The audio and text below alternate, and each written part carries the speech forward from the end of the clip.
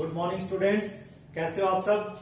देखिए स्टूडेंट्स, आज हम यहां पर न्यू टॉपिक लेके आए हैं और हमारा आज का नया टॉपिक होगा पीएनएस, पेरिफेरल नर्वस सिस्टम। अब आप सोच रहे होंगे कि पीएनएस हमने कहां सुना या पेरिफेरल नर्वस सिस्टम हमने कहां सुना।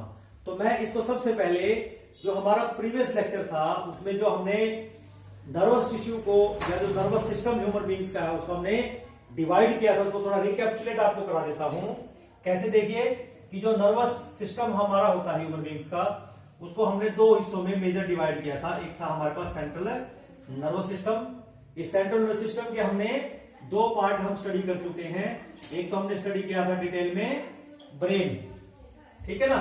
दूसरा हमने स्टडी किया था स्पाइनल कॉर्ड। ये दो हमने स्टडी किए थे, ठीक है, डिटेल में।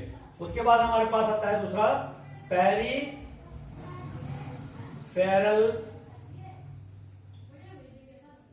नर्वस सिस्टम, और इन शॉर्ट यू कैन से पीएनएस। अब ये जो पीएनएस है इसको फर्दर डिवाइड कर दिया गया है। एक तो हमने बोल दिया वॉलंटरी नर्वस सिस्टम, ठीक है, और दूसरा हमने बोल दिया इनवॉलंटरी, और यू कैन से ऑटोनोमस या ऑटोनोमिक नर्वस सिस्टम। तो आज हम यहां पर जो पेरिफेरल या जो पीएनएस की बात हो रही है इसका डिटेल हम करेंगे, ठीक है ना। तो सबसे पहले हम यहीं से स्टार्ट करते हैं कि जो पेरिफेरल नर्वस सिस्टम है उसके दो पार्ट हम यहां पर मींस एक वॉलंटरी और इनवॉलंटरी। इसका मतलब है कि जो हमारी बॉडी के कुछ वॉलंटरीली एक्शंस होते हैं कि जो हमारी विल के अकॉर्डिंग, अगर सपोज करो मैं कहता हूं कि आपने खड़े होना है, मैं बोलता हूं कि खड़े हो जाओ, ठीक है ना, तो वो आपके ऊपर डिपेंड करता है कि आप खड़े होगे या नहीं होगे। It works according to your will, ठीक है ना। लेकिन कुछ एक्शंस ऐसे हमारी बॉडी के अंदर होते हैं जो हमारी विल के अकॉर्डिंग काम नहीं कर सकते। अब सपोज मैं कहता हूं कि आपका जो स्टमक है उसकी जो कॉन्ट्रैक्शंस है और जो रिलैक्सेशन है, या जो हमारा स्मॉल इंटेस्टाइन है, या जो ग्लैंड्स की सीक्रेशन है, या जो हमारा हार्ट बीट है, क्या आप उसको कंट्रोल कर सकते हैं? We can't. अगर हम नहीं कर सकते हैं that means they are involuntary. और हम ये पढ़ भी चुके हैं कि जो हमारा नर्वस सिस्टम है उसके जो एक्शंस हैं वो कैसे हो सकते हैं। जैसे हमने बोला कि तीन तरीके से हो सकते हैं। एक तो हमने बोल दिया आपके पास वॉलंटरीली हो सकते हैं, दूसरा हमने बोला इनवॉलंटरीली हो सकते हैं, तीसरा हो सकता है रिफ्लेक्स एक्शन, जो हम ऑलरेडी डिस्कस कर चुके हैं। तो आइए आप डिटेल में करते हैं कि जो वॉलंटरी नर्वस सिस्टम है वो कैसे और वर्क करता है और उसका कंपोजिशन क्या रहता है।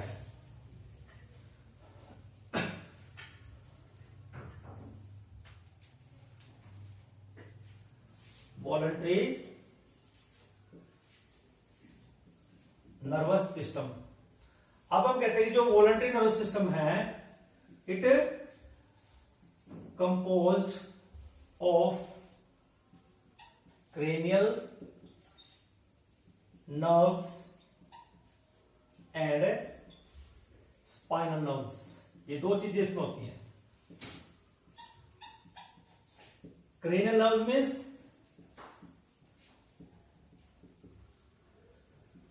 nerves arise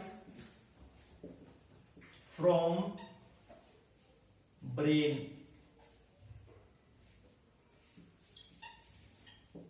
ठीक है ना, जो ब्रेन से डायरेक्टली अराइज होती है and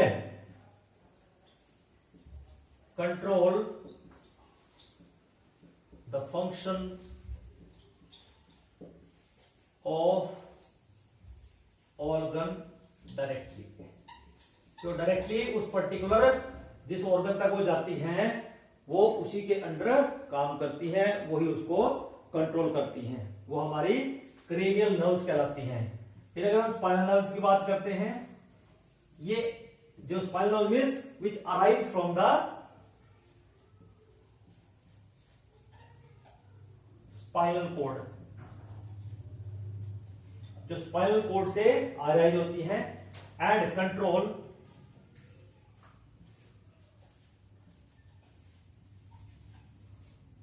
the function of organs और ऑर्गन्स के फंक्शंस को वो डायरेक्टली कंट्रोल करते हैं। तो इसमें बच्चों आपने देखा कि हमारे पास जो वॉलंटरी नर्व सिस्टम है वो दो चीजों से मिलकर बना, cranial nerves and spinal nerve से। ठीक है ना, कि अगर हम स्पाइनल नर्व्स को देखें और क्रेनियल नर्व्स को दिखाएं तो कैसे आप इसको देख सकते हैं। मैं इसको एक छोटा सा डायग्राम की हेल्प से आपको दिखा देता हूं कि हमारे पास क्रेनियल नर्व्स कहां कहां पर होती हैं हमारी बॉडी में और किस तरह से वो अराइज होती हैं। ठीक है, देखिए हम कहते हैं कि ये अगर हमारा हेड है, ठीक है ना, ये हमारा हेड है और ये हमारी गर्दन है और ये हमारी बॉडी है। ठीक है बच्चों, और ये हमारे हेड से नीचे की तरफ जा रही है हमारा इस तरह से, और ये नीचे हमारी लेग्स जाएंगे ऐसे। ठीक है, अब हमारा ये ब्रेन है, सपोज ये हमारा ब्रेन है और ब्रेन से नीचे यहां पर ये स्पाइनल कॉर्ड नीचे की तरफ जा रही है up to the this way, ये हमारी स्पाइनल कॉर्ड है। ठीक है ना, अब हम ये देखते हैं कि यहां पर ब्रेन से कुछ ऐसी नर्व्स निकलती हैं इस तरह से। ठीक है ना, ब्रेन से कुछ नर्व्स निकलती हैं इस तरह से, और इस तरह जो स्पाइनल नर्व, ये स्पाइन से कुछ नर्व्स निकलती हैं इस तरह से, कुछ हैंड्स में चली जाएंगी, आगे डिवाइड हो जाएंगी। ठीक है ना, इधर से भी हैंड्स में चली जाएंगी, आगे डिवाइड हो जाएंगी, और ये ऐसे कुछ थोरेसिक होंगी, कुछ लंबर होंगी और कुछ ऐसे लेग्स की तरफ जाएंगी और आगे फर्दर डिवीजन हो जाएगी। तो इसका मतलब क्या कि जो डायरेक्टली ब्रेन से अराइज हो रही है ये वाली, इनको हमने बोल दिया क्रेनियल नर्व्स। ये ब्रेन से अराइज हो रही है डायरेक्ट। ठीक है, और जो हमारी स्पाइनल कॉर्ड, ये हमारी स्पाइनल कॉर्ड है, ये हमारा ब्रेन है। ठीक है ना, अब स्पाइनल कॉर्ड से जो नर्व निकल रही है सारी, इनको क्या बोलते हैं, स्पाइनल नर्व्स। और अगर इनको मोर एक्यूरेटली और डिवाइड किया जाए कि वो तो क्रेनियल नर्व्स होगी और यहां पर ये हमारा होता है, इसको हम जो नेक रीजन को हम बोलते हैं, जो वर्टेब्रल कॉलम है हमारा, इसको हम बोलते हैं सर्वाइकल, जो हम सी से रिप्रेजेंट करते हैं, क्या बोलते हैं, सर्वाइकल। ठीक है ना, सर्वाइकल का मतलब क्या होगी, सर्वाइकल नर्व्स हो जाएंगी जो इस एरिया में रहेंगी, सर्वाइकल एरिया में। ठीक है, उसके बाद आता है हमारे पास हमारा चेस्ट, थोरेसिक रीजन, तो ये हो जाएगा थोरेसिक। तो यहां इस थोरेसिक रीजन में जो चेस्ट के रीजन में जितने नर्व्स होंगे वो थोरेसिक नर्व्स हो जाएंगी। ठीक है ना, जो हमारा एब्डोमेन एरिया है, ठीक है ना, एब्डोमेन एरिया को हम बोलते हैं लंबर। क्या बोलते हैं, लंबर। मीन जो हमारे वर्टेब्रल कॉलम है उसके नाम है ये, कि हमारा जो वर्टेब्रल कॉलम नेक में है, क्योंकि वर्टेब्रल कॉलम के अंदर से हमारी स्पाइनल कॉर्ड जा रही है और उसी के हिसाब से हमारे जो स्पाइनल नर्व्स वहां से निकलती हैं उनको हम बोलते हैं सर्वाइकल नर्व्स। ठीक है, थोरेसिक नर्व्स, इस तरह लंबर नर्व्स, और जो लास्ट है हमारा जो टेल रीजन होता है, ठीक है ना, जो लास्ट की जो नर्व्स हैं जो सैक्रल रीजन से निकलती हैं उसको बोलते हैं सैक्रल। तो उसको क्या बोलेंगे, सैक्रल नर्व्स। ठीक है, समझा की बात। तो इसलिए यहां पर इनकी जानकारी होना बहुत जरूरी है कि जो हमारे पास ये नर्व होती है। फिर बात करते हैं कि जो स्पाइनल नर्व्स हैं इनका जो नंबर होता है वो होता है 31 पेयर्स। ये नहीं होते कि कितनी भी होती हैं, कितना होता है 31 पेयर्स हमारे पास स्पाइनल नर्व्स होती हैं। इस तरह हमारे पास जो क्रेनियल नर्व्स हैं उनके हमारे पास 12 पेयर्स होते हैं। कितने पेयर्स होते हैं, 12 pairs we are having these cranial nerves. ठीक है भाई, अगर हम इनके फंक्शन की बात करते हैं तो फंक्शन में ये कहता है कि जितने भी वॉलंटरी एक्शंस हमारी बॉडी में होते हैं they are under the control of these nerves. So this is about the voluntary nervous system. Clear. उसके बाद आइए नेक्स्ट हमारे पास आता है involuntary nervous system. Involuntary means which do not works according to our will, जो हमारी will के अकॉर्डिंग काम ना करता हो उसको हम क्या कहेंगे, इनवॉलंटरी नर्वस सिस्टम। इनवॉलंटरी और ऑटोनोमिक नर्वस सिस्टम। ऑटोनोमिक जो अपने आप होता रहे। अब जैसे सपोज करो हमारा जो इंटरनल ऑर्गन्स हैं, अब उनकी जो वर्किंग है या उनमें जो चेंजेस आते हैं या उनकी जो वॉल्स के अंदर जो मूवमेंट्स होती हैं, they are under the control of the autonomic nervous system और इनवॉलंटरी नर्वस सिस्टम। और अगर हम देखें कि जो ऑटोनोमिक नर्वस सिस्टम है, इसको हम दो भाग में डिवाइड कर लेते हैं और दो भाग में इसको हम स्टडी करते हैं। एक होता है इसका सिंपैथेटिक नर्वस सिस्टम और दूसरा होता है हमारे पास पैरा सिंपैथेटिक नर्वस सिस्टम। ठीक है ना, इन दो सिस्टम्स के माध्यम से हम इनको पढ़ेंगे। फिर जब बात आते थे सिंपैथेटिक नर्वस सिस्टम की, जैसे हम कहते हैं कि जो सिंपैथेटिक नर्वस सिस्टम बना, इट कंपोज्ड ऑफ, क्या करता है, इट कंपोज्ड ऑफ, किससे मिलकर बना, इट कंपोज्ड ऑफ 12 thoracic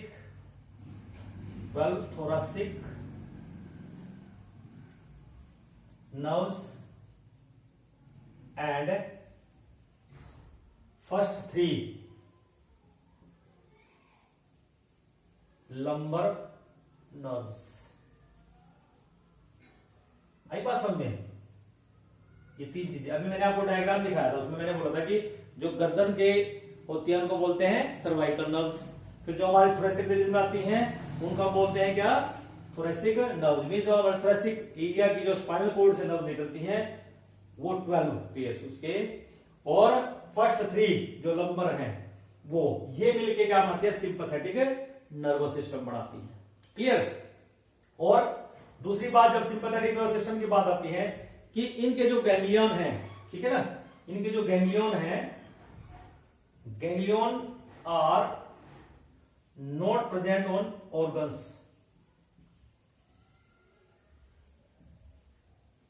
वो ऑर्गन्स के ऊपर नहीं होते, ठीक है ना। दैट मीन्स जो यहां पर पोस्ट गैंग्लियोनिक फाइबर्स होंगे दे आर लॉन्ग, तो वो लॉन्ग हो जाएंगे। जैसे हम पैरासिम्पैथेटिक नर्वस सिस्टम की बात करते हैं, इट इज कंपोज्ड ऑफ, जो हमारे पास, क्योंकि हमने बोला कि ये हमारे पास क्रेनियोसेक्युलर है, जो क्रेनियम हमारे पास जो क्रेनियम नर्व्स है, cranial nerve, it is compose of cranial nerves 3rd, 7, 9 and 10th, and जो दूसरा हमारे पास sacral and sacral 2nd, 3rd and 4th nerves.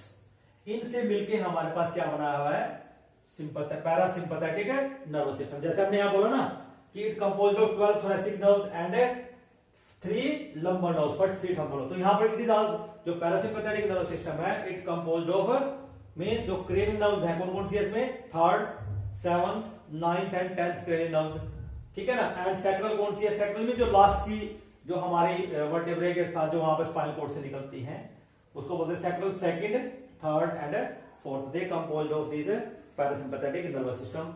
अगर हम गैंग्लियन की बात करें, इस केस में जो पैरासिम्पैथेटिक नर्वस सिस्टम होता है, यहां इस केस में जो गैंग्लियन है वो प्रेजेंट होते हैं डायरेक्ट ऑर्गन्स के ऊपर, इसलिए वहां पर जो पोस्ट गैंग्लियोनिक फाइबर्स होंगे वो शॉर्ट होंगे, ठीक है ना। तो इस तरह से हम यहां पर पैरासिम्पैथेटिक और सिंपैथेटिक नर्वस सिस्टम को देख सकते हैं। फिर इसके अगर हम बात करते हैं सिंपैथेटिक नर्वस सिस्टम की और इसके पैरासिम्पैथेटिक नर्वस सिस्टम की फंक्शनिंग की अगर हम बात करते हैं कि नॉर्मली जो सिंपैथेटिक नर्वस सिस्टम है, अगर एक एग्जांपल के माध्यम से आपके इसके फंक्शन बताता हूं कि कुछ ऐसे हमारे ऑर्गन्स हैं जिसको सिंपैथेटिक नर्वस सिस्टम स्टिमुलेट कर सकता है और उसी फंक्शन को पैरासिम्पैथेटिक डिक्रीज कर सकता है। सपोज मैं एक एग्जांपल के साथ करूंगा, अगर हम देखें कि एक हार्ट बीट का एग्जांपल हम लेते हैं, हार्ट बीट,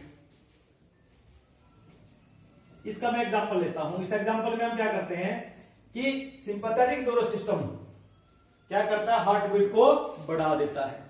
क्या कर देता है, ये इंक्रीज करता है हार्ट बीट को, और ये हार्ट बीट को क्या करता है, डिक्रीज करता है।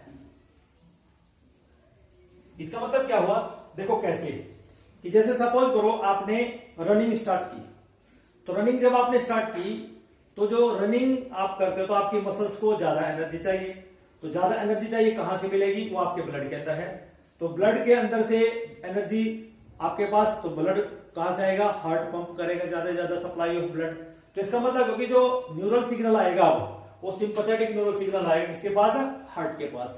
तो हार्ट क्या करेगा, ज्यादा वर्कआउट करेगा और मोर ब्लड सप्लाई करेगा टू द मसल्स, और इससे क्या होगा, हमारी मसल्स को प्लेंटी ऑफ ब्लड मिलेगा। इससे क्या, हार्ट बीट हमारी इंक्रीज हो जाएगी ऑटोमेटिक। लेकिन जब हम दौड़ना बंद कर देते हैं आफ्टर 5 to 10 मिनट्स, हमारी जो हार्ट बीट है वो दोबारा से नॉर्मल पे आ जाती है।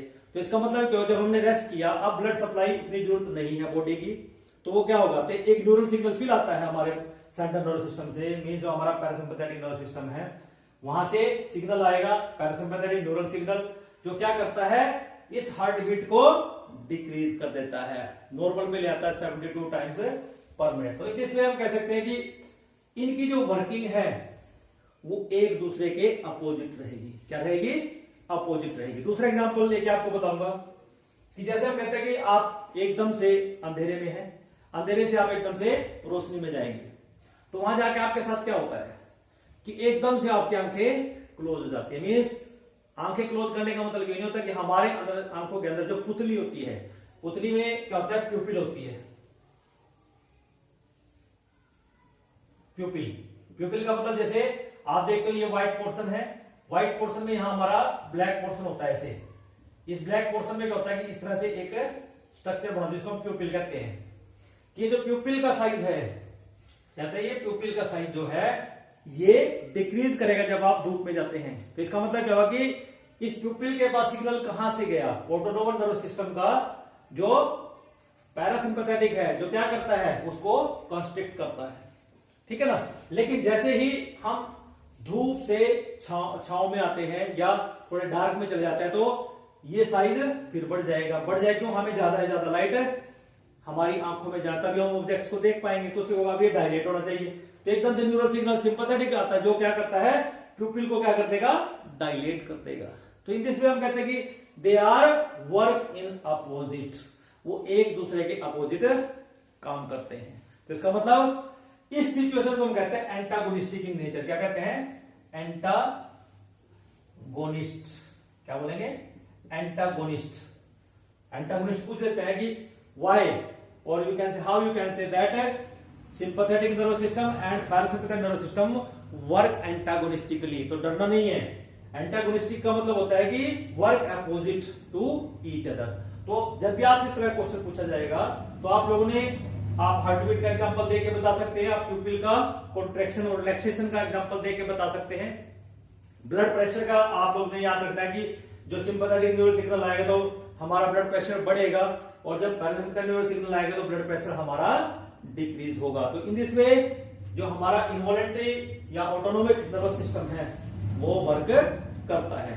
आइए अब थोड़ा सा स्पेसिफिक डिफरेंस मैं आप लोगों को बता देता हूं कि जो सिंपैथेटिक नर्वस सिस्टम है और जो पैरासिम्पैथेटिक नर्वस सिस्टम है, इसमें मेन डिफरेंसेस आपको क्या क्या लर्न रखने हैं। देखिए मैंने लिख के रखे हैं पहले ही। इसमें पहला आता है थोरैकोलम्बर इन ओरिजिन। आप पढ़ के देखोगे, बुक्स में आप देखोगे, फिर आप पूछोगे थोरैकोलम्बर क्या हुआ। अभी मैंने आपको बताया कि थोरैकोलम्बर का मतलब क्या है कि यहां पर जो सिंपैथेटिक नर्वस सिस्टम है, इट इज फॉर्म्ड ऑफ जो 12 नर्व्स हैं, कौन सी है, थोरैसिक नर्व्स हैं, और जो फर्स्ट 3 नर्व्स हैं कौन सी है, लंबर। इसलिए बोला थोरैकोलम्बर इन ओरिजिन, कि उन नर्व से मिलकर ये बना है। आफ्टर दैट क्रेनियोसैक्युलर इन ओरिजिन, की जो पैरासिम्पैथेटिक मींस कि जो क्रेनियल नर्व्स हैं कौन कौन से आपके सामने लिखी हुई हैं, 3rd, 7th, 9th and 10th। इस तरह हमारे सैक्रल नर्व्स हैं, कौन कौन सी है, 2nd, 3rd एंड 4th। फिर हमने बोला कि post ganglionic nerve fibres are long, कि जो पोस्ट गैंग्लियोनिक, गैंग्लियोनिक का मतलब होता है कि ये भी एक यहां पर जो नर्व फाइबर्स नर्व होते हैं वो कंसंट्रेटेड रहते हैं, ठीक है ना। और यहां पर जो नर्व फाइबर है वो लॉन्ग होगा सिंपैथेटिक में। क्यों, क्योंकि जो गैंग्लियन है they are not present on the organ, वो ऑर्गन के ऊपर या विसरल ऑर्गन्स के ऊपर प्रेजेंट नहीं होंगे, they are away, they are separate. That's why वहां पर जो पोस्ट गैंग्लियनिक नर्व होगी वो थोड़ी सी लंबी हो जाएगी, लेकिन पोस्ट गैंग्लियोनिक यहां नर्व शॉर्ट होगी। क्यों, क्योंकि पैरासिम्पैथेटिक के जो पोस्ट गैंग्लियोनिक या जो गैंग्लिया प्रेजेंट होंगे दे directly present on the visceral organs, वो विसरल ऑर्गन्स के ऊपर प्रेजेंट होंगे। फिर हम कहते हैं कि जब सिंपैथेटिक न्यूरल सिग्नल आएगा तो वहां पर नोर एड्रेनालिन रिलीज होता है, एड्रेनालिन। दैट मीन्स ये हमारी बॉडी को प्रिपेयर करता है to cope up with the particular situation. जैसे हम कहते हैं कि आपको किसी ने डरा दिया, या आप खुद डर गए, या आप किसी डेंजर की सिचुएशन में हैं, तो वहां पर न्यूरल सिग्नल आएगा। कौन सा? सिंपैथेटिक न्यूरल सिग्नल आएगा ऑटोनॉमिक नर्वस सिस्टम से, और आपकी बॉडी के अंदर उस टाइम में क्या रिलीज होगा? नोर एड्रेनालिन। क्या है ये? ये एक हार्मोन है जिसको हम इमरजेंसी हार्मोन के नाम से जानते हैं, जो आपकी बॉडी में क्या क्या चेंजेस ला सकता है। देखिए, चेंजेस का मतलब क्या है कि ये हमारी बॉडी को प्रिपेयर करता है कि in what way we are able to cope up that particular situation.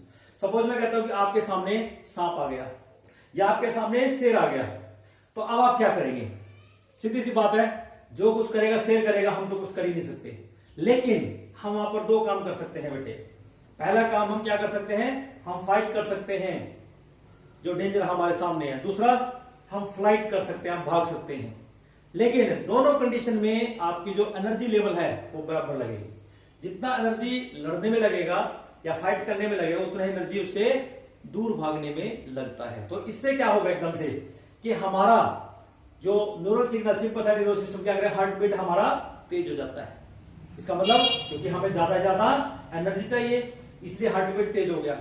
साथ के साथ हमारी सांस भी बढ़ जाते हैं। क्यों? जब हम भागेंगे या लड़ेंगे या वर्कआउट करेंगे तो हमारी एनर्जी कंज्यूम होगी। एनर्जी कंज्यूम होगी तो वहां से CO2 निकलेगी। CO2 निकलेगी तो क्या होगा? हमारा जो रेस्पिरेशन रेट है वो भी इंक्रीज कर जाएगी। तो इसमें हमारी बॉडी पे हम देख सकते हैं स्वेटिंग भी आ सकती है, ठीक है ना। पाइलो एक्शन, हमारे बाल खड़े हो सकते हैं जब ये न्यूरल सिग्नल आता है। तो इसका मतलब ये हमारी बॉडी को प्रिपेयर करता है इन इमरजेंसी कंडीशन। लेकिन जब हम पैरासिम्पैथेटिक न्यूरल सिग्नल की बात करते हैं और ये जब एक न्यूरोट्रांसमीटर रिलीज करता है जिसको हम कहते हैं एसिटाइलकोलिन, जब एसिटाइलकोलिन बॉडी के अंदर रिलीज होगा तो ये एक मॉडरेट सा इफेक्ट दिखाता है। उसमें आपको पता भी नहीं लगता कि कब एसिटाइलकोलिन आपकी बॉडी में रिलीज हुआ। बट जब नोरएड्रेनालिन हमारी बॉडी में सीक्रेट होता है, हमें इसके सिम्टम साफ साफ दिखाई देते हैं। तो इससे ये एक हमारे पास डिफरेंस है जो हमने स्पेसिफिकली लर्न रखना है, याद रखना है। और उसके बाद हमारे पास आता है कि कुछ मैंने ऑर्गन्स के नाम लिखे हुए हैं और उनका सिंपैथेटिक और पैरासिम्पैथेटिक न्यूरल सिग्नल जब आता है उनमें क्या क्या चेंजेस आप देखते हैं। पहला देखिए, अभी मैंने डिस्कस किया आपके साथ प्यूपिल का। दूसरा मैंने हार्ट का, कि हार्ट को एक्सेलरेट करता है सिंपैथेटिक। एक्सेलरेट करना मींस उसकी एक्टिविटी को बढ़ा देता है, उसकी वर्किंग को इंक्रीज कर देता है।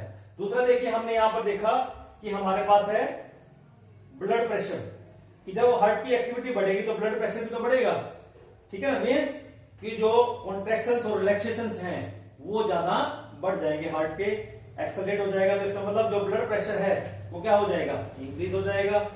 लेकिन जो पैरासिम्पैथेटिक है क्या करेगा? उसको डिक्रीज करेगा। इसी तरह हमारे पास जो गोल ब्लैडर है, गोल ब्लैडर समझते हो ना? गोल ब्लैडर का मतलब है कि हमारा जो लीवर है वो गोल ब्लैडर के अंदर कुछ सीक्रेशन करता है जिसको हम बाइल जूसेस कहते हैं, जो उसको कंसंट्रेट करता है। लेकिन वहां से फिर उनकी डिलीवरी भी होती है जूसेस की, कहां पे? हमारी स्मॉल इंटेस्टाइन के अंदर। तो मींस गॉल ब्लैडर से कोई रिलैक्स करता है कौन? Sympathetic nervous system. लेकिन उसको कॉन्ट्रैक्ट कौन करता है? पैरासिम्पैथेटिक। कॉन्ट्रैक्ट करने का मतलब है कि वहां से अब गोल ब्लैडर क्या करेगा? जब कॉन्ट्रैक्ट होगा तभी तो सिक्रेशन करेगा। नेक्स्ट आता है हमारे पास सलाइवरी ग्लैंड्स। सलाइवरी ग्लैंड्स की जो सिक्रेशन है it is inhibited by the sympathetic nervous system and it is you can say stimulated by the parasympathetic nervous system. And second bronchi. Bronchi means कि जो हमारे lungs होते हैं, lungs की जो ब्रोंकाई हैं उनको डायलेट करना, उनको चौड़ा करना, इसका काम है सिंपैथेटिक नर्वस सिस्टम का काम है। इस तरह जो पैरासिम्पैथेटिक नर्वस उसको कॉन्ट्रैक्ट करता है, मींस उसको सिकोड़ता है, उसको कम करता है। और लास्ट में हम देखते हैं कि यूरिनरी ब्लैडर का ऑर्गन है, मींस सिंपैथेटिक न्यूरल सिग्नल उसको रिलैक्स करता है लेकिन पैरासिम्पैथेटिक उसको कॉन्स्ट्रिक्ट करता है। देखिए स्टूडेंट्स, ये कुछ एग्जांपल्स हैं जो आपको लर्न रखने हैं कि in what way the working of the sympathetic और पैरासिम्पैथेटिक जो न्यूरल सिग्नल्स है it works on the different organs. Okay, this is about the you can से effect of the parasympathetic and sympathetic nervous system on the different organs. और अब हम कहते हैं कि अगला टॉपिक हमारे पास होगा कि how does nervous system tissue cause an action. अब जरा ये भी पढ़ लेते हैं कि हमारा जो नर्वस सिस्टम है वो कैसे एक्शन करता है, ये जरा देख लेते हैं।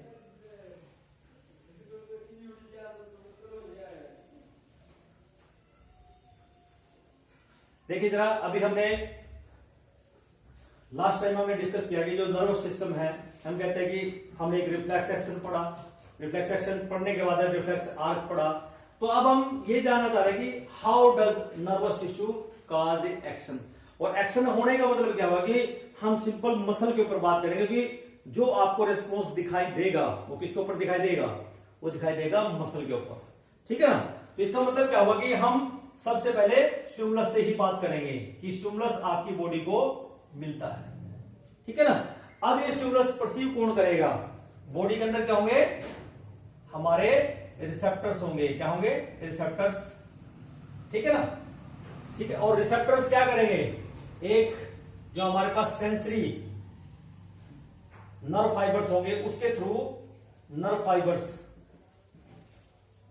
होंगे, ये क्या करेंगे, जो हमारा डोर्सल रूट है, क्या है, जो डोर्सल रूट है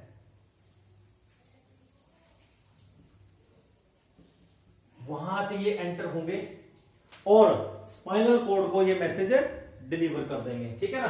तो मैसेज कहां गया, अब स्पाइनल कॉर्ड के पास, ठीक है ना। अब स्पाइनल कॉर्ड से मैसेज कहां जाएगा, ब्रेन के पास, ब्रेन को भी जा सकता है, ब्रेन उसको क्या करेगा, अब प्रोसेस करेगा, ठीक है ना। अगर वहां पर वो सडन या ऑटोनोमिक कोई या डेंजर की कंडीशन है तब तो रिफ्लेक्स एक्शन आपको दिखाई देता है, लेकिन जब ऐसी कोई कंडीशन नहीं है कि जहां पर डेंजर हो, तो वहां पर हम उस पर्टिकुलर एक्टिविटी को क्या करेंगे, अब प्रोसेस करेंगे। और प्रोसेस करने के बाद यहां से जो वेंट्रल रूट होता है, ventral root of the spinal cord, दो पार्ट होते हैं ना, यहां से जो मोटर मैसेज है या मोटर नर्व फाइबर जो है, मोटर न्यूरॉन, ये क्या करते हैं, मैसेज को कैरी करते हैं टू द इफेक्टर।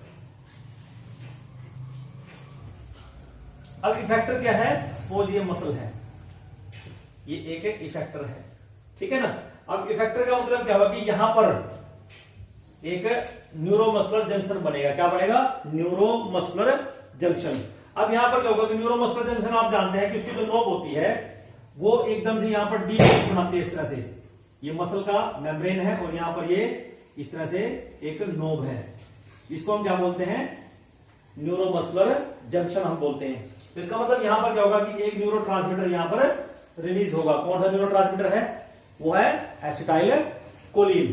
तो एसिटाइल कोलिन जैसे ही रिलीज होगा तो यहां पर इसके रिसेप्टर्स लगे होंगे, रिसेप्टर उसको परसीव कर लेंगे, एकदम से क्या होगा, यहां पर जो मसल है, मसल के अंदर क्या होता है, सार्कोप्लाज्मिक रेटिकुलम होता है, सार्कोप्लाज्मिक रेटिकुलम हम इसको बोलते हैं। वैसे नॉर्मली हम इसको कहते हैं एंडोप्लाज्मिक रेटिकुलम, क्या बोलते हैं, एंडोप्लाज्मिक रेटिकुलम आप बोलते हो ना। लेकिन जब हम एक मसल फाइबर की बात करते हैं तो मसल फाइबर में हम इसको बोलते हैं सार्कोप्लाज्मिक रेटिकुलम। तो सार्कोप्लाज्मिक रेटिकुलम में क्या होता है कि वहां पर कैल्शियम आयन स्टोर रहते हैं, वो क्या करेंगे, वो बाहर आ जाएंगे, ठीक है ना। तो जैसे ये बाहर आएंगे कैल्शियम, ये क्या करते हैं, ये हमारे जो मसल फाइबर्स हैं वहां पर एक प्रोटीन है ट्रोपोनिन, ठीक है ना, ट्रोपोनिन के साथ बाइंड करके वहां पर मसल के ऊपर जो वहां पर एक्टिन बाइंडिंग साइट है उसको हटा देगा। और हटाने के बाद क्या होगा, वहां पर मायोसिन ऐसे बाइंड हो जाएगा, ठीक है ना, इसके साथ एक्टिन फिलामेंट के साथ बाइंड होने के बाद क्या होगा, मसल अब कॉन्ट्रैक्ट होगी and the response is seen. अब ये जो रेस्पॉन्स हमें दिखा, ये आपको स्लो भी दिख सकता है, ये आपको एकदम से फास्ट भी दिखाई दे सकता है। फास्ट कब दिखाई दे, जब डेंजर की सिचुएशन हो, कि जब रिफ्लेक्स एक्शन हो, कि सडन ये ऑटोनोमस चेंज जब आना होता है, तब ये हमें फास्ट दिखाई देगा। लेकिन जब हम देखते हैं कि हमें कोई, हम वर्किंग करते हैं और एक पर्टिकुलर स्टिमुलस हमें दिया गया कि आपने ये टास्क परफॉर्म करना है, तब हम, हमारा जो माइंड सेटअप बनता है उसके अकॉर्डिंग काम करते हैं, हमारी मसल एक्टिविटी करते हैं and we perform a particular activity. तो इन दिस वे जो हमारा नर्वस सिस्टम है या जो हमारे नर्व सेल्स हैं वो इस तरह से कंट्रोल एंड कोऑर्डिनेशन करते हैं। In the last section now we have to discuss about the functions of the nervous system. Very important question, functions of the nervous system. This is the last topic of today's lecture, functions of the nervous system. देखिए पहला होता है control,